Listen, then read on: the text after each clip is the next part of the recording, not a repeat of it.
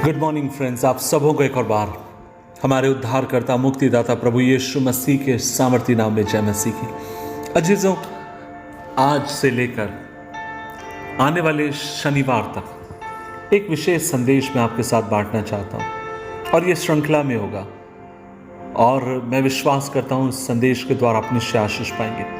अजीजों, आप और मैं इन दिनों में महामारी के एक युग में हैं। नाना प्रकार की चुनौतियों से आप और मैं होकर जा रहे हैं और कई बार मन में विचार आता है, क्या हम इससे उभर पाएंगे, क्या हम इससे निकल पाएंगे। बहुत सारे लोग डर में हैं, बहुत सारे लोग चिंताओं के भीतर हैं। लेकिन मैं आपसे कहना चाहता हूँ, जब आप और मैं इस यात्रा में हैं, जब आप और मैं इन चुनौतियों का सामना करते हैं, मैं आपसे एक बात कहूँ, आपको मुझे परमेश्वर के वचन की तरफ लौट कर आने की आवश्यकता है। हमें देखने की ज़रूरत है कि प्रभु के भक्तों के जीवन में जब समस्याएं आई, किस तरीके का मनोवृत्ति उन्होंने बनाए रखा, किस तरीके से उन्होंने उन चीज़ों का सामना किया। और अजीजों, मैं विश्वास करता हूँ इन संदेशों की श्रृंखला के द्वारा प्रभु आपको सोचने के लिए एक नई उमंग देगा और प्रभु आपकी सहायता करेंगे। अजीजों, जो मनन का भाग हमने लिया है प्रेरितों के काम की किताब बुक ऑफ एक्ट्स चैप्टर 27 और उसकी 1 और 2 आयत लिखा है।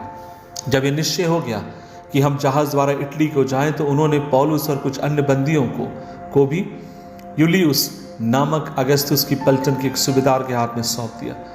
अर्तिमियुस के एक जहाज पर जो असिया के किनारे की जगहों पर जाने पर था, हम चढ़कर हमने उसे खोल दिया और अरिस्तर्खुस नामक थिस्सलुनीका का एक मकिदुनी हमारे साथ था। अजीज, यहाँ पर आप और मैं देखते हैं कि पौलुस को बंदी बना लिया गया है और आप और मैं देखते हैं कुछ और भी अन्य बंदियों को लेकर जाया जा रहा है ताकि इन्हें इटली ले जाया जा सके।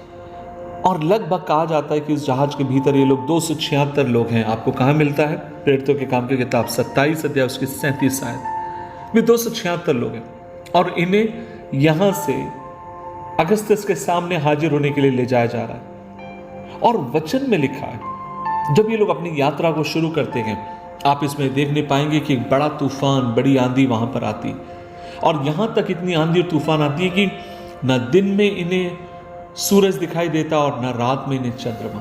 और इन लोगों की बचने की सारी उम्मीद खत्म हो गई। इन्हें लगा अब हम बचेंगे नहीं, हम मरने पर हैं। लेकिन अजीजों, मैं कहना चाहता हूं, इन मरने की हालात में, इन चुनौतियों के मध्य किस तरीके से परमेश्वर के भक्तों ने अपने विश्वास को प्रभु में बनाए रखा।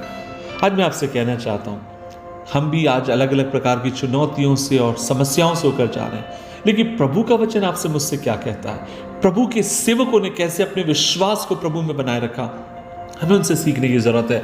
और हर दिन एक बात मैं आपके साथ बांटना चाहता हूं। आप और मैं जब इस वचन को पढ़ते हैं, यहां पर आप और मैं पाते हैं, और वो ये है कि अर्तिमियुस के एक सूबेदार के हाथ में मैं सौंप दिया। सूबेदार अर्तिमियुस के एक जहाज पर जो आसिया के किनारे की जगहों पर जाने पर था, हमने उसे खोल दिया और अरिस्तर्खुस नामक एक थिस्सलुनीके का एक मकिदुनी हमारे साथ था। यह लिखा है, हमने इसे खोल दिया। जब आप प्रेरितों के काम की किताब पढ़ते हैं, आप देखेंगे वहाँ लिखा गया, पौलुस वहाँ गया, पतरस वहाँ गया, नाना प्रकार उन्होंने ये किया, उन्होंने वो किया। लेकिन जब आप यहाँ पर पढ़ते हैं, यहाँ पर लिखा है कि हमने खोल दिया। यहाँ पर लेखक अपने आप को जोड़ता है। लेखक कौन है इसका? लूका इसका लेखक है। और वो कहता है हमने जहाज खोल दिया और हम अकेले नहीं थे, हमारे साथ एक और विश्वासी था जो थिस्सलुनीके का निवासी है और जिसका नाम अरिस्तर्खुस था। तो लेखक अपने आप को जोड़कर इस कहता है हमने खोल दिया। इसका मतलब हमें मालूम है इस जहाज के भीतर कितने विश्वासी हमें नहीं मालूम, लेकिन कम से कम हमें पता है पौलुस यहाँ विश्वासी है, अरिस्तर्खुस यहाँ पर विश्वासी है और लूका यहाँ पर विश्वासी है। आप कहेंगे भाई आप क्या कहना चाहते हैं? मैं आपसे कहना चाहता हूँ, आंधी और तूफान के मध्य में अगर आप उसका सामना करना चाहते हैं, सबसे पहली चीज आपको जो मुझे याद रखने की जरूरत है वो ये है, आपको मुझे अकेले रहने की आवश्यकता नहीं है, आपको मुझे संगति में रहने की आवश्यकता है, आपको मुझे टीम के भीतर रहने की आवश्यकता है। आज सुबह के समय मैं आपसे कहना चाहता हूं, क्या आप अकेले जीवन जीने में विश्वास करते हैं? क्या आपको लगता है कि मुझे किसी की जरूरत नहीं, मैं अकेले जीना चाहता हूं? कई बार मैंने देखा है लोग जब बुरा मान जाते हैं चर्च से भागने लगते हैं। नहीं मेरे भाई, आपको मुझे परमेश्वर संगति के लिए बुलाता है। प्रेरितों के काम की किताब अध्याय 2 के भीतर हम देखते हैं परमेश्वर के भक्त पतरस ने प्रचार किया, 3000 लोग उद्धार पाए। और बाइबल कहती है ये 3000 लोग 4 महत्वपूर्ण काम करते हैं हर दिन प्रेरितों से शिक्षा पाने। और फिर लिखा है संगति रखने, रोटी तोड़ने और प्रार्थना करने में लवलीन रहे। इसका मतलब यह था, दूसरा इंपॉर्टेंट काम यह था, वे संगति रखने में लवलीन रहे। आज मैं एक बात आपसे कहना चाहता हूं, संगति, there is a power in fellowship. जब आप संगति में हैं उसमें ताकत है, संगति में शक्ति है। और मैं विश्वास करता हूं जब यहां पर पौलुस संगति के भीतर है, न दिन में तारे, न दिन में सूरज दिखाई दे रहा, न रात में तारे, ऐसे समय पता है पौलुस और ये तीनों मिलकर क्या कर रहे हैं? मैं विश्वास करता हूं ये एक दूसरे को हिम्मत दे रहे होंगे, ये एक दूसरे की सांत्वना दे रहे होंगे, ये एक दूसरे को उत्साहित कर रहे होंगे और कह रहे होंगे पौलुस भी कहता होगा, लूका में डरने की जरूरत नहीं है, परमेश्वर हमारे साथ है। और पता है ये क्या कर रहे हैं? इस आंधी और तूफान के मध्य ये एक दूसरे को उत्साहित कर रहे हैं। आज सुबह के समय मेरी बहन, मेरे भाई, तुझे चर्च से भागने की जरूरत नहीं है, तुझे चर्च के तरफ भागने की जरूरत है।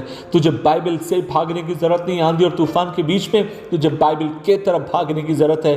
तुझे संगति से जंगल में जाकर छुप कर रहकर वैराग्य अपनाने की जरूरत नहीं है, लेकिन परमेश्वर चाहता है आप संगति में रहें, लोगों के साथ रहें और इस आंधी और तूफान का जीवन में सामना कर आगे की तरफ बढ़े।